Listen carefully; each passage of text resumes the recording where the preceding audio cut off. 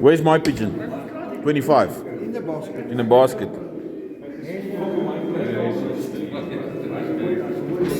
Gary Voss over here. Breeder of the Sanpo gold medal winner. Middle distance, huh? Sprint. 2023.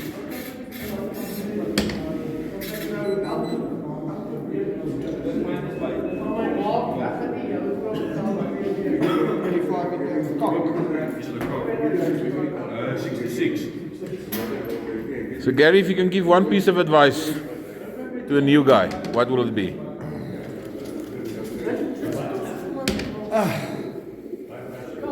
Get good pigeons. Get good pigeons. Short. Make sure your feeding is right. Get good pigeons and get advice from a top fancier in your area or in your club. Just ask for advice and don't do too much. There you got it. Just get natural advice. 67. Short and sweet.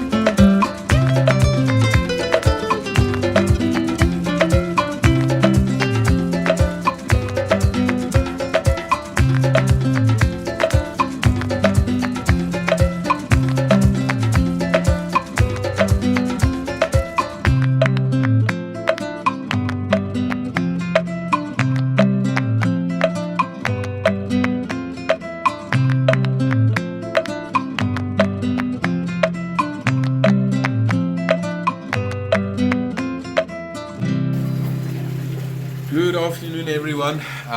It is Sunday, the 21st of July, the day after the race. It's now been a while since we've made a video. Sorry about that. Last week's video, my files were corrupted and I lost my files and my video footage on the phone, so I couldn't post the video. But anyway, it's not been going that badly. We had a fairly good race last week. Made good positions in the club. We only sent 7 birds, I believe, last week. We had 4 on the sheep, so it wasn't that bad. And it was a very, very hard race. We only had the one on the day, 581, a blue bar white flight. The winning velocities was just over 1,000 meters per minute, and they flew from Strijdensburg, which is 580 kilometers. And we had the one bird on the day, so which I'm quite happy with. Many of the clubs, if not all the clubs, still clocked the next morning as well. So it was a very, very hard race at the end. But then this week past, we had a faster race. We flew from Garib Dam. That's 540 kilometers, and this week it came in at about a 1450, 1500 speed, the winning birds. we clocked in at around 1400 speed exactly. So I just want to go through the results. So we put in 9 birds this week on the main race. We managed to put 5 birds of the 9 on the sheet, which I'm very, very happy about. We managed to get a 13th club. And we were just about, I think it was 5 minutes 13 seconds or something like that, behind the winnings pace. So yeah, it was a good race, a much faster race, but we're happy. It seems to be going a little bit better now on the middle distance. So just to fill you guys in what we are going to be doing this week, what we have done, and what seems to be working for me on the middle distance now. We've now changed. I've taken the protein out of the mixture very soon, so they're only getting pellets in the mix on a Sunday and a Monday. They're getting it with the depurative, which I'm giving them now, which is pellets, either 50% pellets, 50% sunflower, or like now I don't have sunflower at the moment, so I'm giving 50% barley, 50% pellets. That is now for Sunday and Monday. Then with my breeding mix for the rest of the week, I have included, I don't know if you can see a little bit of an example there. Put it close to the camera. So it's 1 part safflower, 1 part red sorghum, and then 1 part maize or mealies that we put in with our breeding mix. So then when we mix it, it will be 1 part breeding, 1 part the sorghum mix with the mealies and the safflower, and then 1 part sunflower or barley. So there's very little or quite a reduced amount of protein, especially as the work progresses. Then I just want to go get it, if you excuse me. No, it's going on, just wait for me.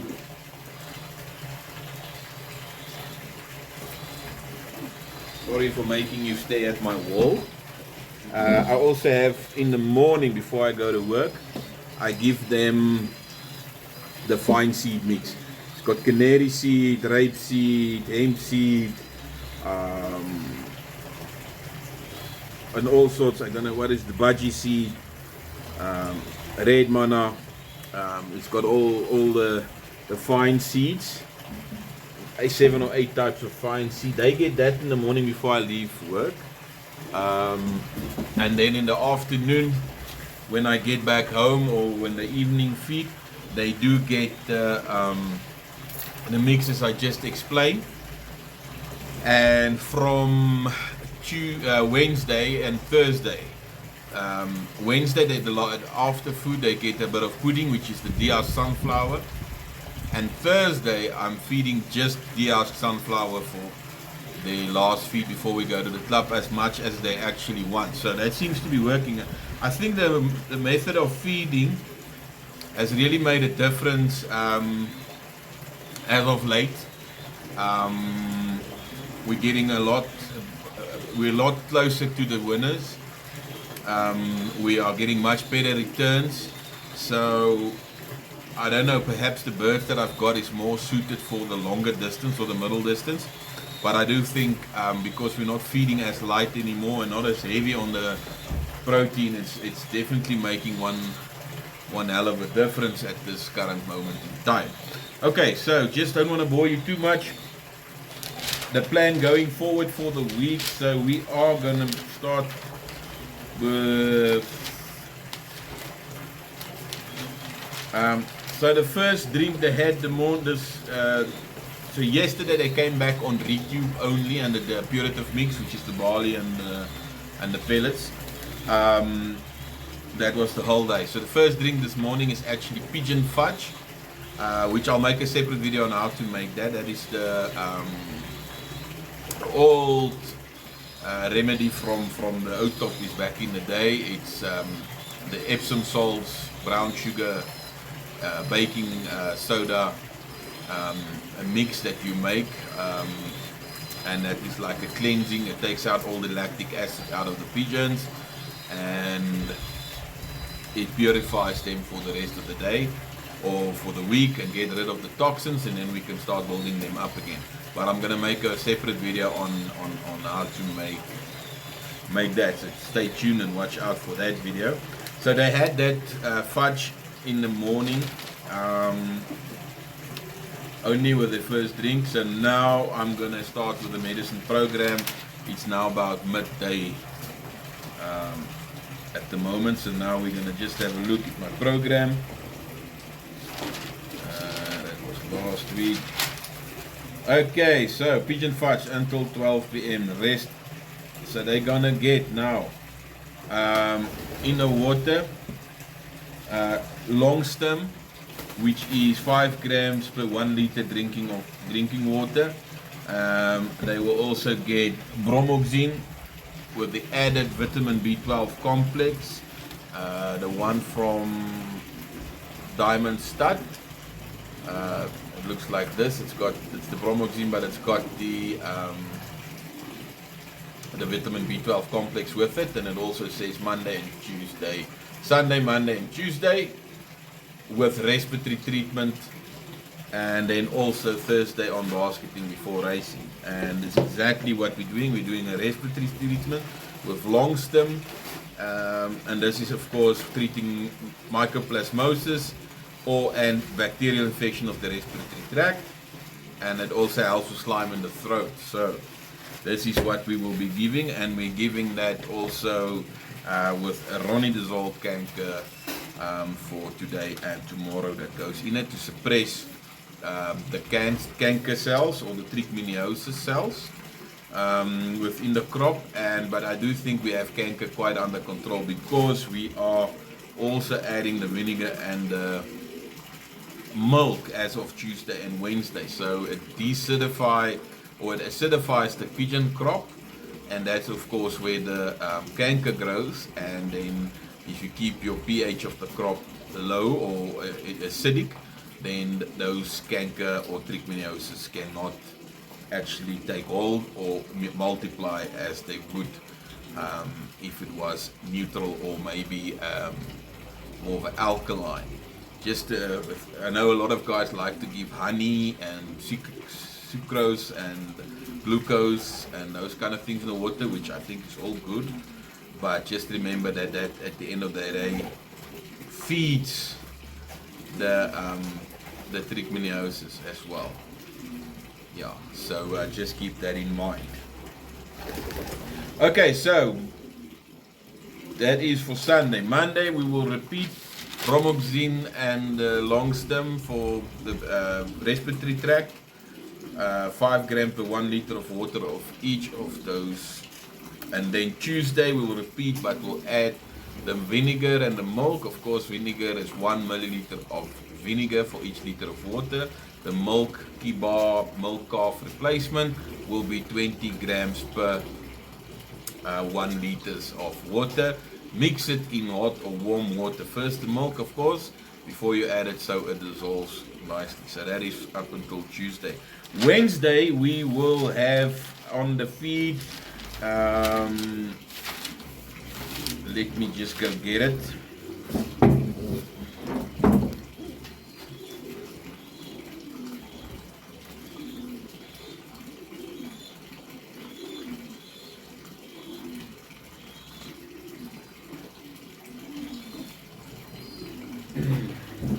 So we will be doing canker and yeast kill on Wednesday. Directly into the crop, it will be 1 ml per pigeon with a syringe. So we will put it directly into the crop. Then we will also be putting Force 13 oil onto the food, and the breakaway black magic in the water. That's for Wednesday. Then Thursday we will basket on Primaquin for the races, and they will then get the normal feeding in the morning, but only getting the de-husked sunflower for the evening feed. And then we will see how that goes.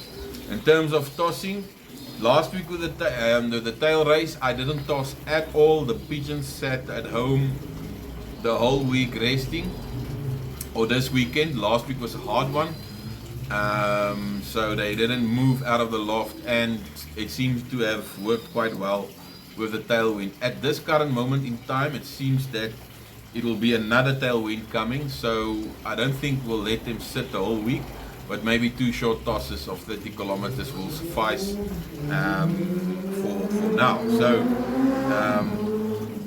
we'll see how it goes.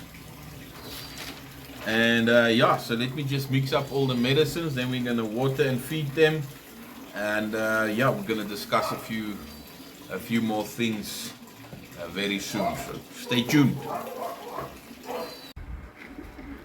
Okay, so they've now had their fudge and all that stuff, so now it's time to eat and drink. They're gonna get their depurative feed now. They only had a little bit so they can drink, so they're very, very hungry, these guys. And there's a Czech whitefly there. You'll see it only has an electronic ring on, doesn't have the normal ring on. No, we'll catch it later. There's a story to be told about that, but we'll get to that soon. I just want to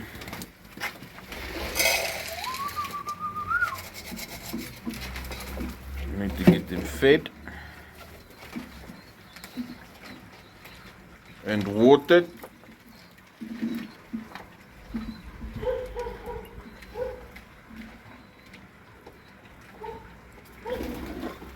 A very, very small race team that is left, but at least it seems we are gonna actually make it to the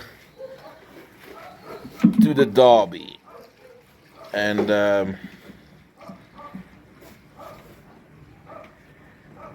it was quite tough flying with these low amounts of pigeons, or such few pigeons, let me put it that way, and difficult to manage at the end, because one has to really use them sparingly, and most of these guys have now flown week in and week out every week. There's now one bird that I'm forced to retire, of which we will speak about just now. Just want to wait for it to finish eating and drinking, and yeah. But in the meantime, we are gonna be breeding, or we are breeding already. Then we've got some babies in the nest. Maybe while they finish, I can show you. So there we go. That bird there is 1521. The name is Onoi. That is one of my recessive great grizzle cock, my Roy Willem family. The best 2 pigeons of family of pigeons I've ever had and raised. So they're together now, and so looks like they're ready to lay eggs. I just need to give them nest materials, because they found themselves a cable tie to build nests with, but they already have babies in another nest, so there's some more coming, so we're gonna rely heavily on those. And then I just want to show you this little black pigeon. It's still a young chick, but it's growing nicely now. Very intelligent. It wants to fly all over the loft. You won't believe it, that the mother of this pigeon is actually a white lemon pigeon, and the father's a recessive red. And it came out black like this. Black with white flies. I don't know if it's going to change color once it's molted again, but it doesn't want to stay in its nest pan. Only the one egg came out. The other egg was cracked, unfortunately, and which is quite interesting. I thought I'll show you. So yes, we've got a few breeding pairs on the go, and we'll see how it goes. And so we're doing it very selectively, and hopefully we can breed some good ones. Here we've got the famous indigo family, with its roots in the Michel de Backer pigeons. This is a pied indigo, very nice one. This was a gift that was given to us by Mr. TST Painter, and he is now paired up with another indigo hen, which has also been bred by Steer Painter. See if we can double up on some of those indigo genes. These pigeons, the indigo family, they tend to like hot races, warm, difficult races. They come in front. So hopefully we can. I actually want to breed some of them and then cross them out again with my other birds. But yeah, yes, the guy is sitting on eggs. Hey, baie kwaad. Okay, ek gaan nie verder pla nie. Okay, here's the other stock pigeons. It's heel deur mekaar here today. They all got to come out and mingle and jingle. They've been paired up. Just want to make sure they're all on the nest positions they want to be. So it's dirty as hell, but they've been eating, and we've been giving them the vinegar and milk to feed the babies. We do have a few youngsters already, and in the nests, I just want to show you just a few things. And guys, these guys are all making nests, and on top here, this is actually a pigeon I placed from my best pair, an egg. So it's a little bit not the same size as the other one, but look at how well it is fed. This is going to be a very light mealy chick from my own golden pair. So look at that crop, and full of vitality. Then I've got this thing is, look at the crop on this guy. Holy cannoli. This is an indigo, check. It's also part of that indigo family that I'm trying to capitalize on. But look, have you ever seen a crop like this? Goodness grief. Okay, let me put them back. And check the aggression here as well. Hey, hulle squat. Hulle squat. So, yeah, we've got some hopefuls in the net. And then I've got this beautiful Alphonse glass cock on eggs here. And he's paired up with, where is she now? She's walking around. With a trip to Janssen Hermans hen. And hopefully we'll get something out there that's worthwhile. And here, we've got a very angry daddy here. This is actually a spritzy cock. Believe it or not, it's a blue bar spritzy. This one doesn't have the typical white flights or the pites, but it is and there's his little baby. Nearly time to get rung, but not there yet. Still giving crop milk. Only the one egg. Sorry. Ek sal nie weer nie, hoor. Sal nie weer nie, oom. Okay, so yeah. So yeah, there's a few hopefuls. There's a few things happening in the breeding loft, which we are happy about. And hopefully we can breed something worthwhile this year. Over and above the fact that we will be getting some young birds from other fanciers as well. And yeah, so the breed is looking healthy. The babies, the few that is in the nest, are looking okay. I'm just sorry it's very dirty around the nest, but I try not to fiddle too much once they're breeding in the breeding loft. Clean too much, and otherwise it seems like to disrupt them. But I do still check the condition of the droppings around the nest pans. I believe the nest pans must still be dry. and I do clean out this area at least once every 2 days. But if you can look at in the nest pan as well, there's no smell, and there's the droppings are actually good to know that we are okay. Okay, I just want to show you guys something that's quite upsetting that happened this weekend. We have this bird. It is a Czech white flight, ring number 57, KPU 572. And there you go. Just show, please. There's the electronic ring. It still has its electronic ring on. Came back this morning, and someone did me a favor of relieving it of its actual leg ring. So someone had to physically go and cut off the leg ring. Probably saw the ring number and the club.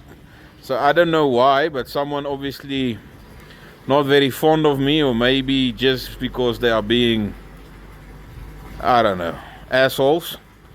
And now they've caused, I don't have many pigeons. I've got about 18 to fly with, and now I've got one less because someone removed the leg band. They didn't take the electronic ring, they physically just took the leg band out of spite, and it came home like this. So I don't know why anyone will be this spiteful. Why would anyone do these things? We don't need people like this in the sport. So now I can't use this pigeon ever again for racing. What must I do now? So I'm going to breed from it or use it as a feeder, I don't know. But its career was ended prematurely by some person who thought it well to remove its leg ring. Just to show you once again, you can see leg ring removed, and they left the electronic ring, at least for me. Beautiful bird, one of my favorites. If you can remember one of my previous videos, it was a pigeon which feather actually got damaged, and we fixed it with the steam on the kettle. This is the very same pigeon, and I mentioned it before that it was one of my big hopefuls. It did start coming nicely, and someone obviously don't like me too much. So yeah, anyway guys, from H3 Lofts and the family here, good to speak to you guys again. Stay tuned for that pigeon fudge recipe video. I'll put it out as soon as I can. But for now, thanks for tuning in. Please subscribe, like, hit the like button, and yeah, and tune in again for another video. Thanks guys.